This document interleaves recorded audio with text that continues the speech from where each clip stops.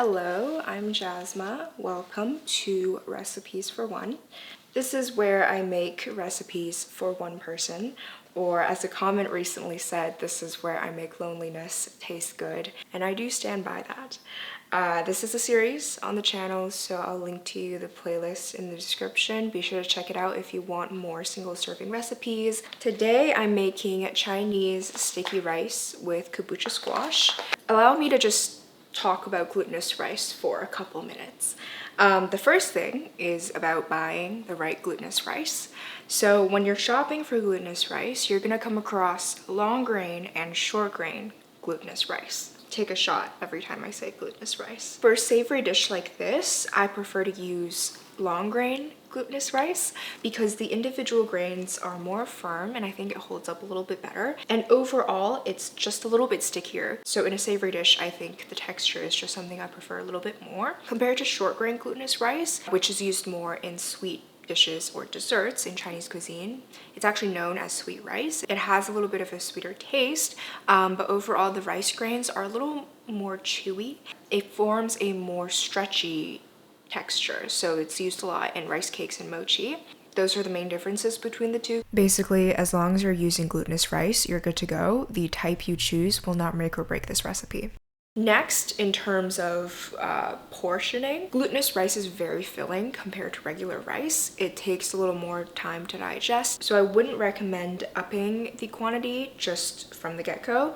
Try it out first, because in this rice dish, there's also a lot of protein we're using, and also the kabocha squash has a lot of starches too. So once everything is put together, I assure you this will be a very filling one bowl of rice. That's why I'm using the amount of rice that I am using. The last thing to discuss regarding my glutinous rice is that the glutinous rice is going to require soaking overnight in cold water.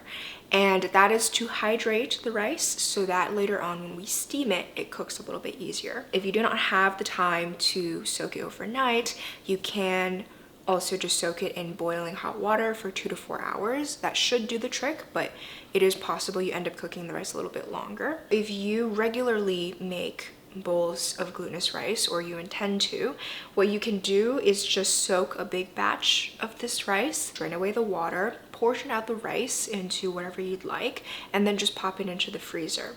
This way, every time you need to use it, you'll have your rice ready to go without having to think and plan in advance. This rice is currently 70 grams, and after it's been soaked in water, it comes out to about 110 grams. So that's just a number that you can reference if you are intending to make this recipe using already soaked glutinous rice. That's all the talk about glutinous rice. Let's begin prepping all of the other ingredients. Starting with the shiitake mushrooms. Here I have my dried shiitake mushrooms, and to it, add some water. Cold water does the trick, but hot water does speed things up a little bit. The mushrooms need to soak up enough water until it's rehydrated. Mine take about 30 minutes since they are quite large, but will vary depending on the size of your shiitake mushrooms.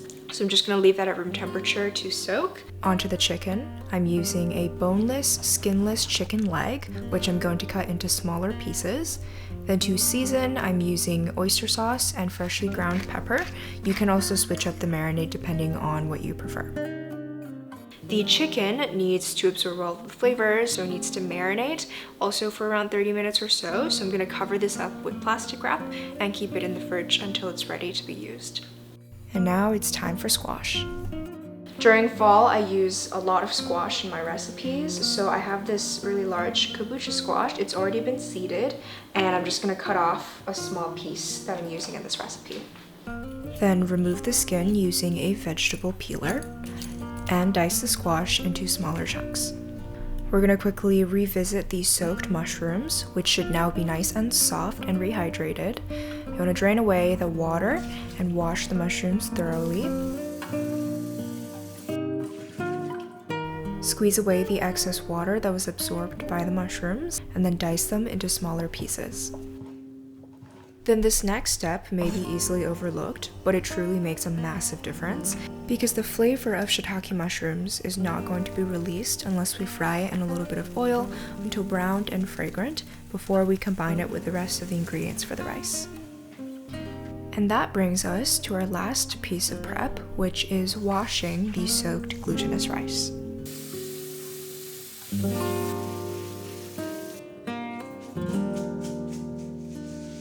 Now it's time for assembly, so add the rice into a bowl, along with the squash, shiitake mushrooms, marinated chicken, and I'm also using some frozen shelled edamame. For seasoning, keep in mind that there is already some seasoning in the chicken, so don't go too heavy-handed here. I'm going in with some ground turmeric, ground cinnamon, and oyster sauce, which you can replace with some soy sauce if you do not have this on hand.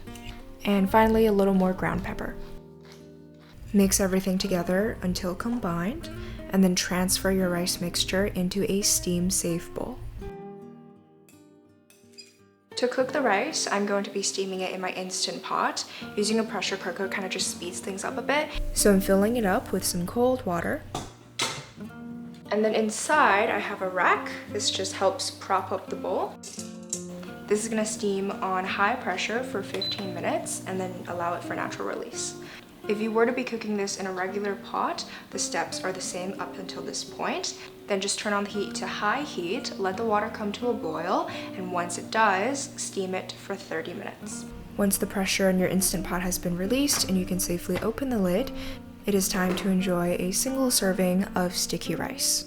I like to garnish this with some fresh coriander. You can also use chopped green onions if you would like. The full written recipe is on the blog, jasmafusioncuisine.com, linked in the description for you, as well as the rest of my single serving recipes. Thank you for watching and stay tuned for more recipes for one.